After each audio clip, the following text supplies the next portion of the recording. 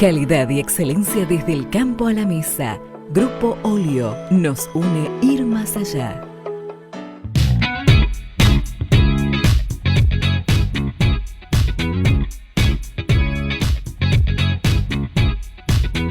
Señores, buenas noches. Esto es Luis Novarecio Entrevista. En un instante estamos hablando con la ministra de Seguridad de la Nación, Patricia Bullrich. Hay mucho para charlar. Traiciono una conversión mínima que teníamos antes de empezar este programa, que es campaña, es verdad. Ahora, en el ámbito de la ministra de Seguridad hay mucho para decir, que tiene que ver lucha contra el narcotráfico, el tema del servicio cívico voluntario, que finalmente arrancó con muchísima gente interesada en esto, así que estaremos hablando, pero definitivamente estamos en campaña. No solo ya formalmente, porque la ley admite que se esté haciendo campaña, sino porque los candidatos se han lanzado. Y me atrevo a decir, para tomar 2 minutos de esta cuestión, que hay como contradicciones o como discusiones a saldar en esta campaña de los 2 grandes grupos que están disputando el 10 de diciembre para asumir como presidente de la Nación. Por un lado, Alberto Fernández, me parece que lo que se está viendo es un intento de Alberto de bajar el tono. Hoy habló en Mendoza, habló de la descentralización del ejercicio del poder, digamos una cosa más propia de una persona que piensa en el ejercicio de la actividad presidencial como estadista, pero al lado tiene discusiones que no se han saldado. La gran pregunta es si Alberto Fernández es el conciliador que, según sus propias palabras, viene a saldar la grieta, o es Horacio González reivindicando la lucha de los 70, diciendo que hay que reescribir lo que se dijo de la guerrilla de los 70, u hoy Gisela Marciota, candidata a vicejefe de gobierno en la ciudad de Buenos Aires, que dijo que hay que hacer una CONADEP del periodismo. Alguna vez me parece que va a haber que entender qué es la CONADEP, sobre todo porque el peronismo no integró la CONADEP. Yo sé que Gisela Marciota probablemente era un adolescente en aquel momento, pero quizá no lo recuerde o no lo ha leído. Pero el peronismo no integró, no quiso integrar lo que fue la Comisión de Investigación de los Delitos de Lesa Humanidad. Y la CONADEP investigaba eso, delitos, no opiniones más o menos acertadas, más o menos, incluso si un periodista da una opinión no fundada en la realidad, eso no lo transforma en delito, salvo que provoque alguno de esos delitos, un agravio que el Código Penal define, no la interpretación de la política. O si es Alberto Fernández, es, Horacio González, Gisela Marciota, Juan Grabois. Me parece que, sobre todo con la realidad socioeconómica que hay, este tipo de debates deberían ser saldados. Y del lado del oficialismo, y seguramente será una de las cosas que le preguntaré a Patricia Bullrich, con el primer paso de campaña, con el presidente diciendo la elección no sucedió, la elección del 11 de agosto. Bueno, tengo una mala información, sí sucedió. Y merced a la decisión de los grandes grupos políticos, de los 10 candidatos que hubo a presidente, la elección no fue primaria, ninguno presentó alternativas, no fue abierta, porque todos fueron a votar a su candidato, no fue simultánea, o muy poco simultánea, porque se desdoblaron las elecciones, y fue obligatoria a medias. Me parece que con la realidad que hay, con los conflictos que hay, la campaña que se ha iniciado, que en muchos casos genera tedio en la ciudadanía, no está a la altura de la gravedad de la situación socioeconómica que estamos viviendo. De estos temas y más voy a hablar con Patricia Bullrich, a quien ya recibo. ¿Cómo estás, ministra? Gracias por venir. Por favor, acá estamos. Gracias. ¿Todo bien? Todo bien, por suerte. ¿Vos? Bien, por suerte, bien. ¿La elección no sucedió? No, formalmente no.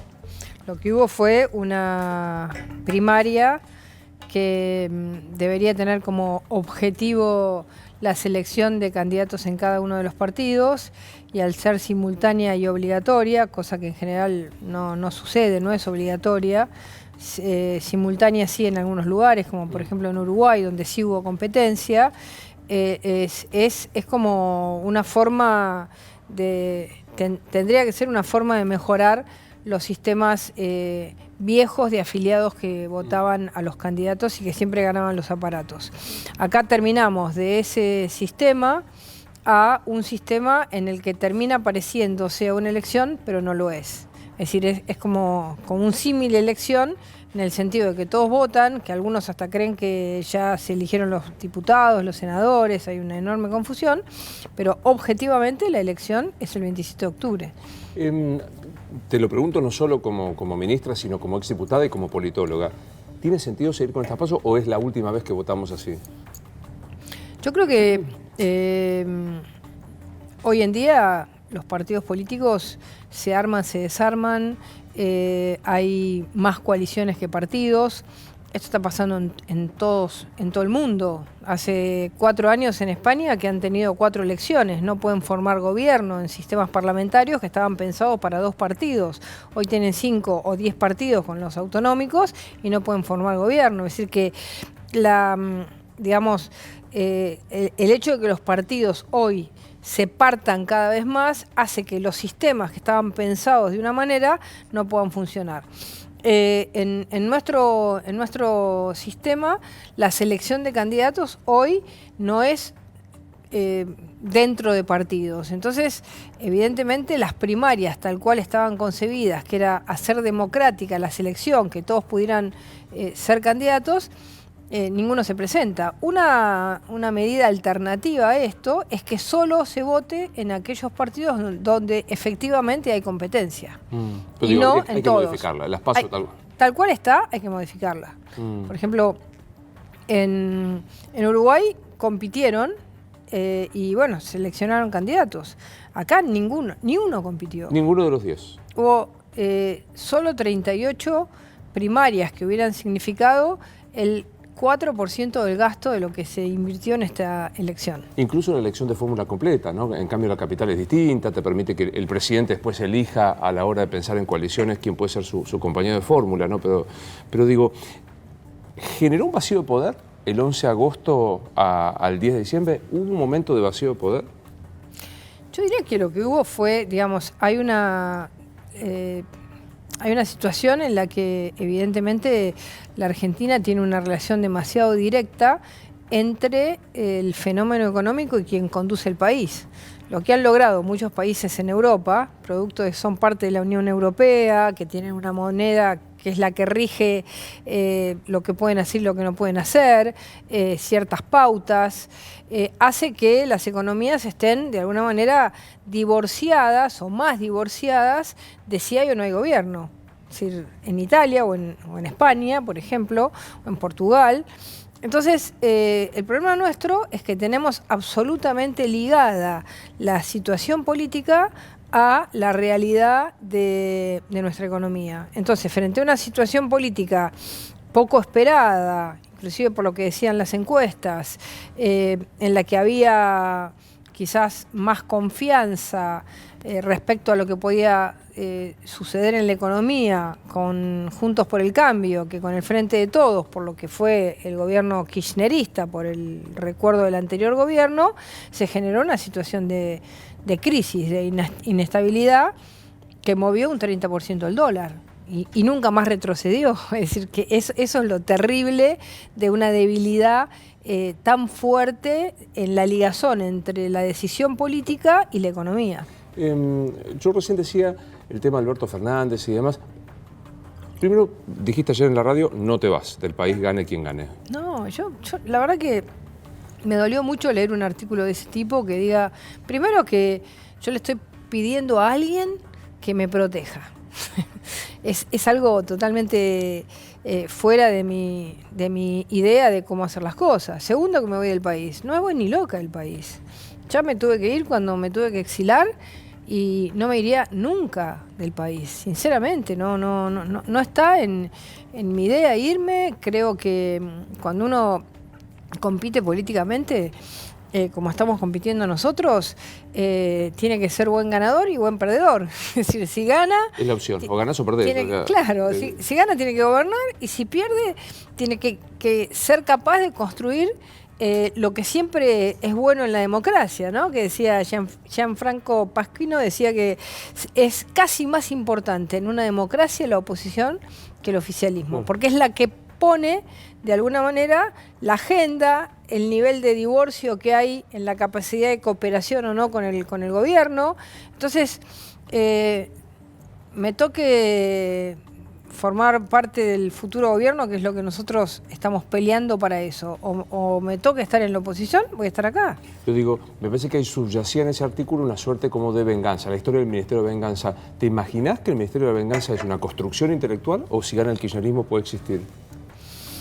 Mirá, acá hay un tema que para mí habilita esa idea. El hecho de que todo lo que sucedió con el kirchnerismo no fue producto de acciones del kirchnerismo, sino de una venganza de alguien.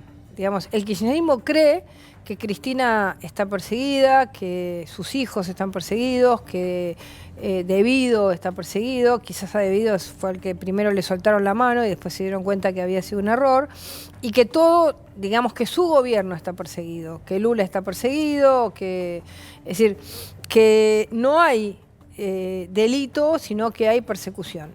En consecuencia, si esa es la filosofía, ellos pueden decir, bueno, si a nosotros nos persiguieron, nosotros podemos perseguir. Como nosotros estamos convencidos que nosotros no perseguimos a nadie, sino que fue la justicia la que decidió cuáles eran los hechos legales y cuáles eran los hechos que debían de ir a juicio, entonces nosotros no concebimos que alguien se vengue. ¿Por qué se van a vengar? ¿De qué? Nosotros hicimos nuestro gobierno como nosotros creíamos que teníamos que hacerla. Algunas cosas nos salieron bien, otras nos salieron mal, otras muy bien, pero de ninguna manera tenemos esa concepción. O sea, con esa idea vos decís, la idea del Ministerio de la Venganza no es un disparate. No, porque si vos pensás que de vos se vengaron, vos podés decir, bueno, ahora me viene la revancha. Es decir, solo aquel que puede pensar que se vengaron de ellos puede concebir la revancha como una idea política. ¿Ves en la química del kirchnerismo un movimiento vengativo? Bueno, a ver, vos recién lo decías muy bien en tus palabras editoriales, es decir, el kirchnerismo tiene las contradicciones adentro de sí mismo, es decir, el gran tema es que el peronismo es un sistema político en sí mismo.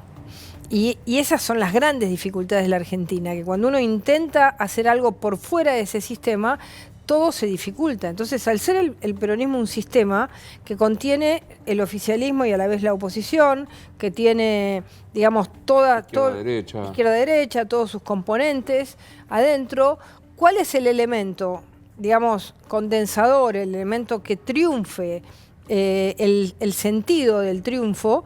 Es difícil, porque inclusive en los momentos más, digamos, donde jugó directamente el líder, como Perón se murió en el momento en el que el peronismo entraba en una situación de crisis enorme. Ya estaba en crisis, ya estaba JP por un lado, Montonero por el otro, la CGT por el otro, las 3A, Ezeiza, y Perón ahí. Entonces, todo eso, ni Perón lo pudo, se murió justo, entonces la historia dejará, digamos, abierta esa interpretación. Ahora, en este momento, que el kirchnerismo como elemento dominante del peronismo gobierna, ¿qué va a haber? ¿Cuál va a ser el componente que predomine? Eso me parece que es el gran tema de cómo uno puede pensar. En el último tiempo, digamos, siendo nosotros gobierno, yo creo que terminó predominando el kirchnerismo. Era como quizás no la más numérica, pero la oposición a la que todos miraban, porque al final, vos al principio del gobierno, nosotros teníamos como un peronismo más o menos moderado, ¿no? Donde estaban los gobernadores, estaba Pichetto, estaba Massa, y un peronismo que nos tiraba pie desde el primer día, que fue el kirchnerismo. ¿Qué fue lo que finalmente predominó? Que todos los moderados, casi todos, se fueran yendo para el kirchnerismo para no quedar como desacomodados. Definime el kirchnerismo. ¿El kirchnerismo es?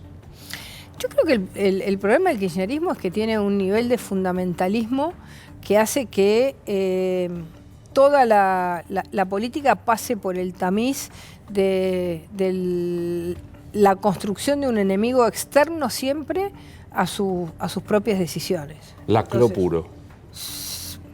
Sí, bueno, Laclau es una mala mirada de Schmitt, ¿no? Digamos, el que realmente planteó esa teoría fue Schmitt, que dijo, la política solo se concibe cuando uno tiene un enemigo enfrente, porque es la única manera, y esa fue la construcción de los movimientos más totalitarios, ¿no? Es decir, siempre el enemigo es lo que te justifica tu propia acción. No digo, salvo que vos quieras decirlo, ¿pero tiene un germen de totalitarismo el kirchnerismo? Yo diría que totalitarismo es demasiado, ¿no? Pero sí que se concibe como un sistema que concibe que todo lo que está por fuera de ese sistema es enemigo de la patria, sí que concibe que todo lo que está fuera de ese sistema no merecería estar, y por eso de golpe Marciota dice CONADEP contra los periodistas, es decir, la opinión de aquel que piensa distinto que yo puede ser juzgada de una manera tan fuerte. Por supuesto que hay evidentemente una cierta ignorancia de lo que fue la CONADEP. Se utiliza algo profundo de una manera banal. Pero lo que hay es, yo soy capaz de juzgar, yo tengo una verdad que soy capaz de juzgar a aquel que piensa de una manera distinta y que hace periodismo. ¿Cómo viviste, militaste en los 70 cuando Horacio González dice hay que reescribir lo que fue la guerrilla porque tuvo una mirada mala? ¿Una mirada mala? O sea, para González la historia maltrató a la guerrilla de los 70. Yo creo que es al revés. Yo creo que la Argentina, uno de los problemas que tiene es que nosotros como generación fuimos absolutamente poco autocríticos de lo que pasó en los 70. Y que el kirchnerismo lo que hizo fue una especie de altar de los 70. Y vos viste generaciones posteriores que fueron como muy reivindicadores de los 70.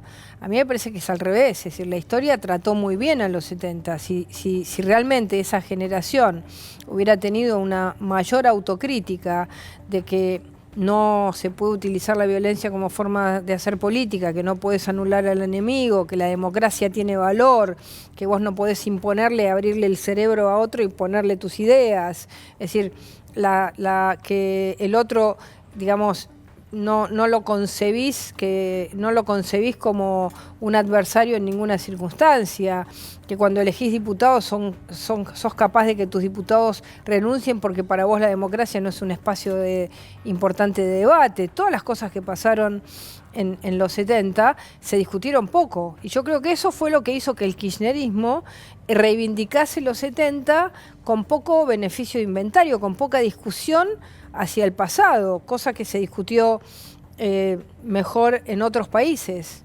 O incluso lo que fue el terrorismo de Estado, que no, se permitió desgranar la enormidad, la barbaridad que había sido el terrorismo de Estado, incluso para aquellos que creían que era un modo de una guerra, etcétera, etcétera. Esa discusión sí se dio, enhorabuena, y ahí estuvo la CONADEP. Claro. Incluso, por ejemplo, hay un ejemplo bastante interesante respecto a esto, y es que los soldados del cuartel de Formosa, atacado por el ERP, fueron considerados de la misma manera que aquellos que estuvieron después del golpe, cuando en realidad eran soldados que estaban defendiendo a un cuartel en plena democracia, en nombre del Estado y en plena democracia. Y no de un Estado excepcional, claro, como puede ser una dictadura, ¿no? Eso incluso hace que estás haciendo vos una autocrítica de tu participación en los 70.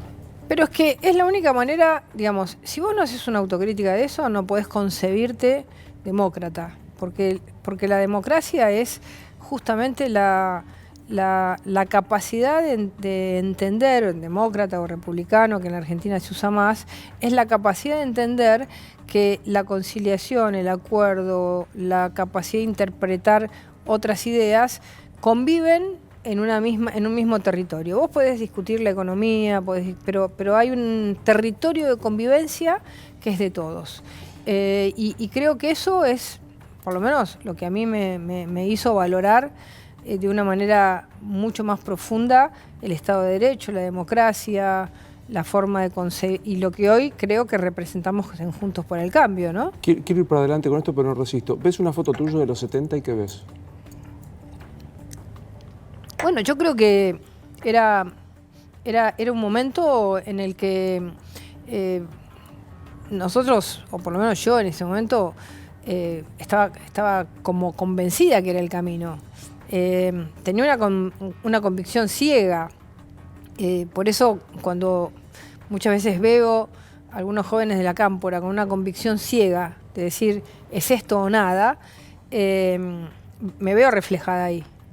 Veo reflejado que es importante repensar todo eso. El otro día, mira, te voy a decir algo que El otro día leí un reportaje que le hicieron a Cabandier, se lo hizo Fontevecchia, y me dio la impresión de que había tenido una reflexión importante de su pase por la Cámpora. Como que había pensado que había tenido muchos momentos muy extremos y que ahora no repetiría lo mismo. Me pareció sincero, me gustó ese reportaje. Me parece una persona que comienza como a pensar que quizás el mirar todo en blanco o negro no sirve, ¿no? Me pareció interesante, digamos, que empiecen quizás algunos a pensar que no todo es así y salgan de ese pensamiento tan fundamentalista, tan ¿no? binario. ¿Cristina cambió? Mira, a mí me parece que ella hizo una estrategia para que no nos demos cuenta si cambió o no cambió. Porque está tan atrás y tan callada, y yo creo que es muy difícil saberlo. Es muy difícil saberlo. Yo creo que eso lo vamos a saber en otro momento. Ojalá que no lo sepamos porque no les toque gobernar, que es lo que nosotros estamos buscando, que nosotros podamos continuar. Pero en este momento la veo como quizás golpeada por la situación de su hija, quizás golpeada por su situación personal, pero la veo tan callada, pero bueno, cada tanto plantea temas, ¿no? Pero la veo demasiado escondida como para saber si va a salir de nuevo sus formas más rígidas, ¿no? Es decir, todo el entorno más kirchnerista saca esas formas, ¿no? Es decir, los cambios de la Constitución, los cambios de la justicia, la reforma agraria, todas estas ideas son como aquellos que siguen manteniendo como la dureza del pensamiento. Para vos, Alberto Fernández es... ¿Es qué? Definímelo políticamente. Yo apelo a tu condición, en este programa donde podemos hablar largo, apelo a tu condición de científica de la política, o sea, del paso tuyo por ahí. Yo no conozco tanto. Me parece que está intentando ser, digamos, la cara más buena, ¿no? Más dialoguista, más conciliadora. Es eso lo que está intentando en la campaña, ¿no? Uno dice, bueno, de golpe, ahora hay ciertas cosas que generan cierto ruido, porque él dice, bueno, pido que nadie se movilice. Y tenemos la ciudad invadida, es decir, es como que lo que también se pone en cuestionamiento ahí es cuál es la autoridad que tiene. ¿Tiene autoridad o no? Entonces, siento que en ese movimiento la realidad, si a él le tocase gobernar, lo va a llevar a una posición más dura. O sea, ¿crees que en campaña está siendo el conciliador y en el eventual ejercicio del poder va a ser más kirchnerista como definiste hasta hace un rato? Y porque me da la impresión de que la construcción de la política, la construcción del Parlamento, la construcción que ha hecho el kirchnerismo ha sido muy de aquellos que son como leales a ese pensamiento, ¿no? Tuve la impresión en la campaña, para el 11 de agosto y hasta ahora, que hubo como grandes espadas en la discusión. Una fuiste vos, otra Miguel Ángel Pichetto, y decía, ¿se quedó sin política? ¿Cambiemos para poder ejercer la defensa del gobierno?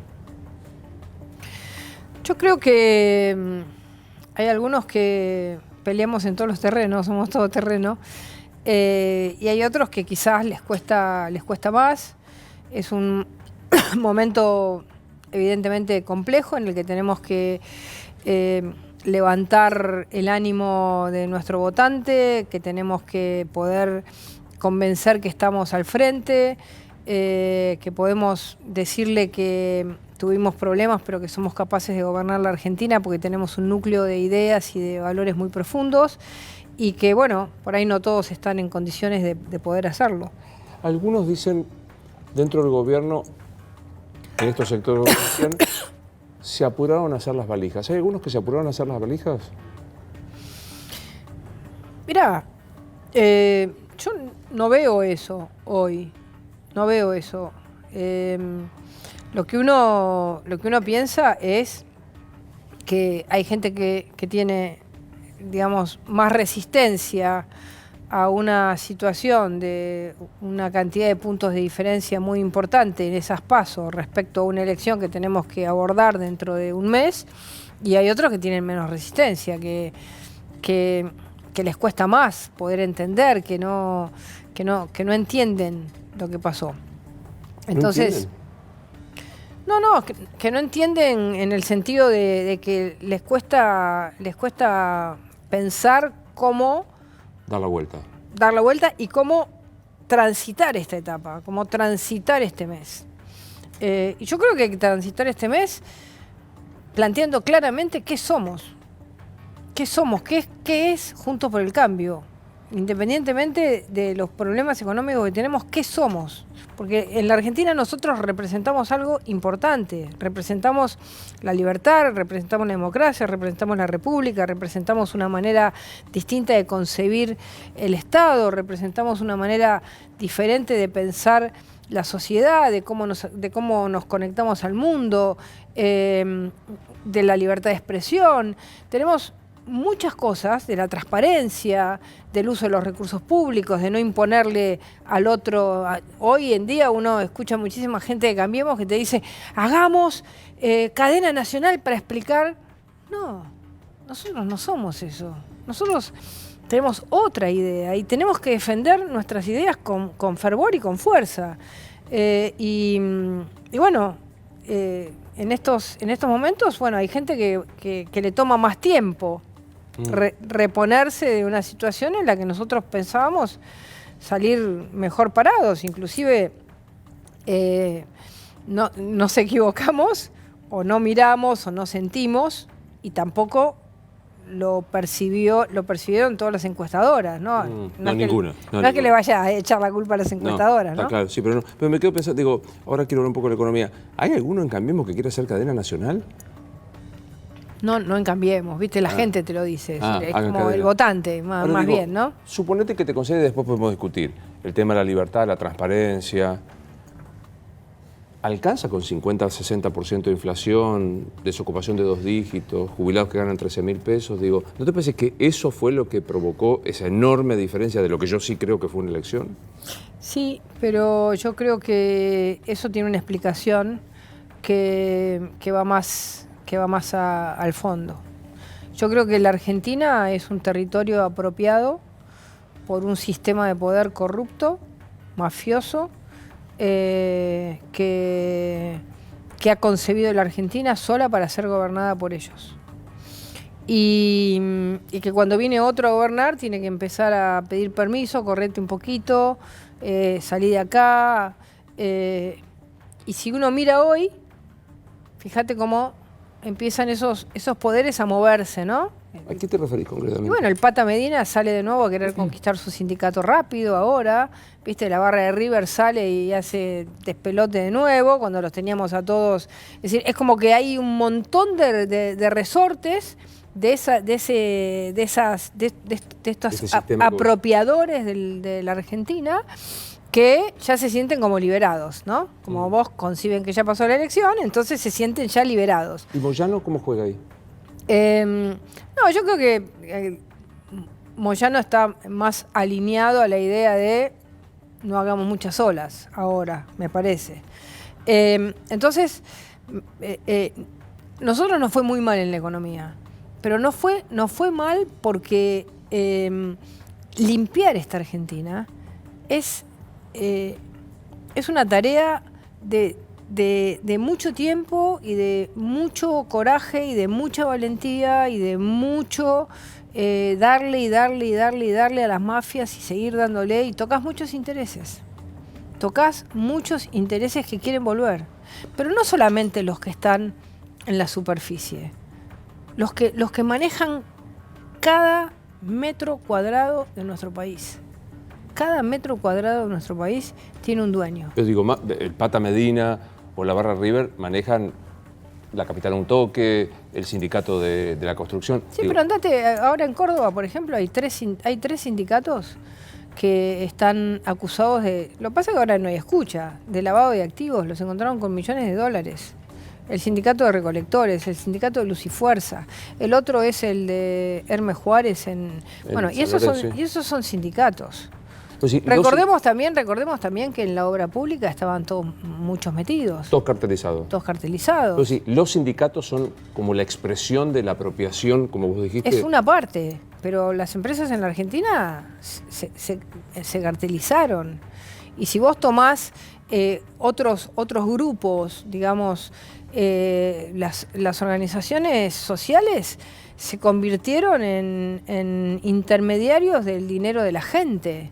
Diciendo vos sí, vos no, ¿no? Como haciendo colas y diciendo vos recibís plan, vos no, y vos hacés lo que yo te digo. Y la gente no mejoró nada. Hace años que están en las organizaciones y la gente no mejora. ¿Por qué? Porque no puede mejorar en una condición de sometimiento. Esto mirá, Arendt lo decía claro, no hay libertad con sometimiento, no existe. Entonces, si la política social es sometimiento, siempre esa persona va a sentir, es la relación del esclavo, va a sentir que está esclavizado a alguien que es el que le da. Es decir, eso que nosotros debemos romper hacia el futuro. ¿Qué es Juan Grabois para vos? Yo creo que es una persona que entró a la política desde una beta distinta, que es los movimientos sociales. Pero evidentemente él no es Delía, que es un maestro de la matanza, ¿no? Es decir, me parece que él entró a la política como Pérsico. Toda la vida Pérsico hizo política. Entró a los movimientos sociales como una manera de decir, bueno, el partido político no me da entrada, entonces entro por acá. Me hago fuerte por acá. Soy el abogado de los pobres o soy el... Entonces, me parece que él, digamos, utiliza este recurso y eso genera como una mezcla de acercamiento, porque con eso se acerca al Papa, con eso se acerca a Cristina, pero también es un modelo de extorsión a la política y a la misma gente, ¿no? Que también la extorsiona a partir de que, digamos, son los elegidos por ellos los que merecen la política social universal de un Estado. ¿Vos decís que Grabois usa a los pobres y extorsiona? Yo creo que la lógica que utilizan de selección de quién tiene un plan y quién no es una lógica absolutamente por fuera de un modelo, digamos, meritocrático en el sentido de quién lo merece más. Pero que yo te tomo, porque tampoco soy ingenuo. Efectivamente, las mafias. Yo vengo de la zona de Hermes Juárez, conozco muy bien. Sí. Ahora digo, dicho esto, abrir como se abrió la salida de capitales, favorecer la industria financiera, desproteger la industria nacional, instalar un modo de derrame que ya no existe más, ¿no es el causante de la crisis económica que se ha causado? Yo creo que el causante de la crisis económica fue que durante los 2 primeros años nosotros fuimos, digamos, primero no aclaramos cuál era el déficit que teníamos y qué significaba ese déficit. Y que ese déficit implicaba que la Argentina iba a tener varios años más inflación, porque no había manera de bajar el déficit si no era de una manera muy fuerte, que iba a generar problemas sociales importantes. Entonces, me parece que no lo bajamos y que empezamos a endeudarnos. Que ese endeudamiento nos llevó a tener la crisis que tuvimos en abril del año pasado. Eso creo que fue, digamos, quizás pensar que había más confianza en nosotros y sin comprender una mirada más histórica, que los países no se toman solamente por quién los gobierna en determinado momento, sino que los países, como las personas, tenemos una historia clínica. Y que esa historia, y que cuando te agarra alguien un fondo que está en Estados Unidos te mira tu historia clínica. Entonces dice, en 1920 Argentina hizo tal cosa, ¿viste? Desde la Varian Brothers hasta ahora te dice, esta es la historia clínica de la Argentina. No van a cumplir nunca estos tipos. Claro, entonces en esto me parece que ahí tuvimos una serie, un poco de ingenuidad nosotros en no entender que nosotros éramos mirados desde una mirada de la Argentina, la historia clínica de la Argentina, la enfermedad de la Argentina. Esa es una visión. Hay otros que dicen, no, le salió bien. Este era el modelo, dejar el 30% de gente afuera, favorecer a los capitales concentrados, a la especulación financiera. Esto es Macri, te dicen. Bueno, esos son los que dividen el mundo entre los buenos y los malos, ¿no? Ese era el modelo estalinista. Nosotros somos los buenos, matamos a todos los malos. Después, como entre los buenos tenemos que encontrar otros malos, seguimos matando a los nuevos malos que inventamos. El mundo no se divide en buenos o malos, se divide en distintas formas de pensar la política, y la maldad puede ser, digamos, cuando vos considerás o vos pensás que el otro no merece vivir, ¿no? Es decir, ahí está la maldad, en la idea de la destrucción del otro. Nosotros, al revés, yo creo que si hay algo que le duele a Mauricio, es esta idea de que hoy tenemos más inflación y que eso trae más pobreza. Ahora, la pobreza estructural de la Argentina es algo que venimos trayendo de hace muchas décadas. Lo otro sube y baja. Ahora, ¿por qué 7 de cada 10, pues digo, saquemos el kirchnerismo, 7 de cada 10 le dijo no a esto? O sea, no le creyó a esto de que se luchaba por la libertad, por un modelo distinto. Porque yo creo que la Argentina, digamos, cuando uno lo mira en términos históricos para pensar la democracia, desde la democracia hasta ahora, el peronismo siempre ha sido competitivo, y en este caso el peronismo ha ido unido, tuvieron esa inteligencia, Cristina se puso abajo, Massa se unió, todos los gobernadores que eran reacios se volvieron a juntar. Entonces, cada vez que el peronismo ha ido unido, ha tenido, en general, siempre arriba del 40 y entre el 40 y el 45% de los votos. A casi 4 años de gestión tuya, ¿no cambiaste la idea de que sería mejor legalizar el consumo de ciertas drogas para uso personal en cambio de combatir todas? No, y además cada vez me convenzo más, porque estuvo la semana pasada la directora de Europol, que son las policías europeas, que fue la directora de la policía belga, y me contó el drama que tienen en Bélgica y en Europa, y especialmente en Holanda, con el auge de las drogas, lo que significó la apertura a la marihuana, la marihuana transformada con un THC cada vez más alto, que genera problemas, digamos, neuronales muy importantes. El auge de las bandas que vienen de distintos países a instalar laboratorios. Ellos tienen en Bélgica un problema muy serio, aumento de todo, de accidentes, de muertes. ¿Te parece? Digo, eso sé que es una discusión palermitana, ¿no? Bien de Palermo. Porque cuando después hablas con un cura, pero cuando hablas con un cura de las villas te dicen la realidad es otra, lo que estás, y la verdad que yo me rindo frente a los tipos que laburan en esas situaciones tan difíciles, pero digo, ¿fumar un porro te parece que debe ser considerado un delito? No es considerado un delito en la Argentina.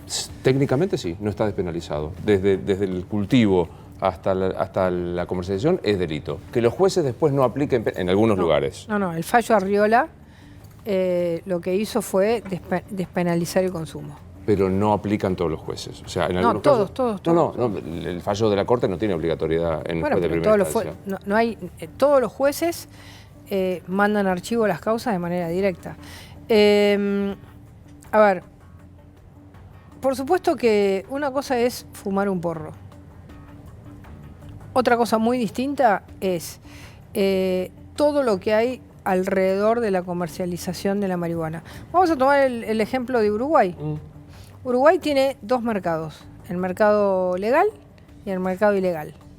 El mercado legal es el mercado de los que se van, se anotan en una lista, compran en la farmacia con un THC de 2%, en general gente más grande, ¿no?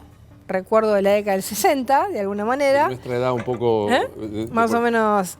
Y luego tenés la lucha real por el control del mercado de la marihuana, de la cocaína o del éxtasis en Uruguay, que está absolutamente afuera y que no entra y no se legaliza porque no quiere un THC de 2, porque no quiere dejar su nombre, porque no le interesa, por miles de razones.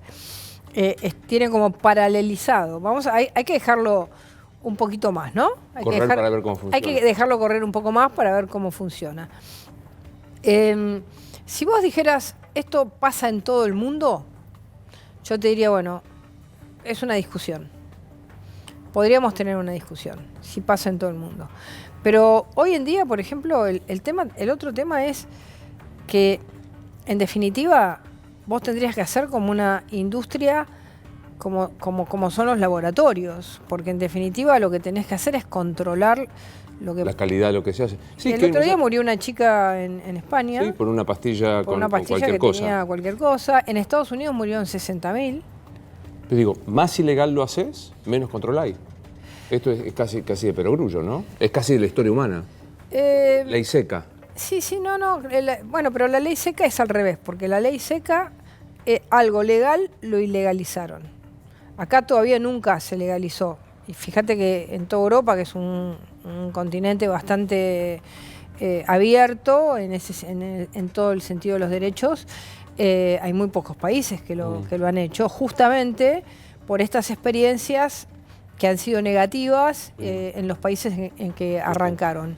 Yo diría que la discusión en algún momento se tiene que dar, pero se tiene que dar con un sistema que realmente no dañe la salud y que no dañe... Para cerrar este tema, si no estuviéramos en campaña y esto no te generase un bolón, que te preguntaría si alguna vez fumaste porro. Mira, una vez en España, hace muchísimos años, probé hashish, pero hace, no sé, una vez en España hace muchísimos años. ¿Y? Ya ni me acuerdo. Ya pasaron tantos años que no me acuerdo. Pero no, nunca más seguí. No me pareció algo que me gustase o que me diera placer. No seguí. Es decir, el no seguir, por más que no me acuerdo mucho, porque pasaron muchos años, es una respuesta. Total. ¿No? Volvés de Francia a estar con las autoridades por el Servicio Cívico de Voluntario de Valores. Sí. ¿Qué esperás de esto que fue tan discutido? Mira, la verdad que me impresionó las similitudes con Francia. Y además en Europa está en muchos lugares. Me impresionó cómo nosotros lo pensamos y Francia lo pensó exactamente de la misma manera en un tema... ellos dicen, ¿qué le pasa hoy a los jóvenes franceses? Ellos lo van a hacer para los jóvenes de 16 años. Ya hicieron la primera experiencia con 2.000. ¿Qué pasa hoy con los jóvenes y lo van a hacer con 16 años, de 16 años en Francia? Dejan de estudiar, tienen problemas de integración, eso ya lo sabemos, no se levantan para ir a trabajar, llegan tarde a la escuela, no abandonan a sus amigos, a su familia, se quedan por ahí encerrados, se van a la esquina, no tienen un horizonte, no saben qué hacer, no tienen idea, no tienen orientación vocacional, no saben qué les gusta, y son lo que ellos llaman nini. Tienen 3 millones, de 16 hacia 25 años, ellos consideran hasta los 25 años, 3 millones. Entonces, es algo que cuando vos ves que les está pasando exactamente lo mismo que nos pasa a nosotros con un agravante que es la vulnerabilidad. Ellos tienen otro tipo de vulnerabilidad que es aquellos, digamos, sectores que no son el francés blanco, sino que es el francés que viene de determinados países como Argelia o como países africanos o muchos asiáticos también. ellos tienen ese problema de la integración. Pero yo creo que lo que demuestra es que es una política social de verdadera capacidad de salir, de dar de dar un camino hacia la salida y no de mantener a la gente en el mismo lugar, en el mismo espacio, rodeado por la misma situación y no poder salir. Esto lo que hace es decirle, tenés una oportunidad, salí. Y ellos lo piensan, pero igual me impresionó, te juro que me impresionó. ¿Hay segunda vuelta?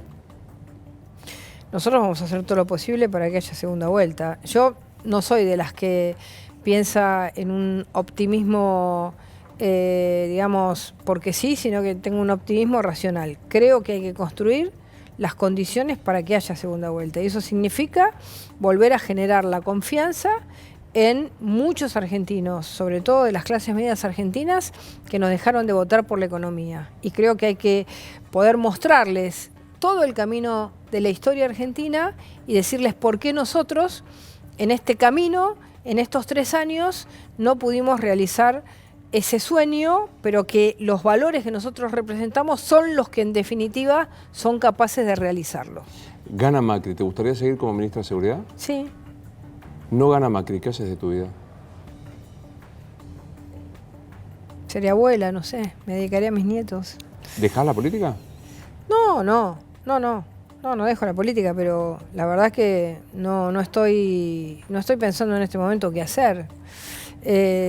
Siento, la otra vez te lo decía cuando una vez me preguntaste si iba a ser candidata a vicepresidenta y yo te dije, nunca me gusta pensar antes de cerrar una etapa qué voy a hacer en una etapa siguiente, porque creo que lo único que lográs con eso es desconcentrarte de lo que estás haciendo. Ahora estamos tratando de reconvencer, de volver a tener confianza a muchos argentinos que nos dejaron, ¿no? Como si fuera una pareja, nos dejaron, bueno, nos tenemos que volver a enamorar, los tenemos que volver a enamorar. ¿Cómo te cae cuando se discute que hoy Juliana viajó a España pues ya está buscando lugar para que Macri se vaya si pierde?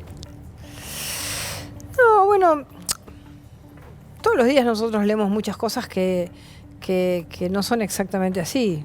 Me parece que fue por otras cosas, no creo que haya ido por eso. Pero digo, ¿te imaginas? Aparte, no creo que fuera, es como muy obvio, ¿no? Me parece que las cosas tan obvias no son. Sí, eso solo en Agatha Christie pasaba, en el policial matemático. Sí, ¿no? La cosa Sí. Pero digo, ¿te imaginas a Macri siguiendo en la política si no es vencedor? Yo creo que sí.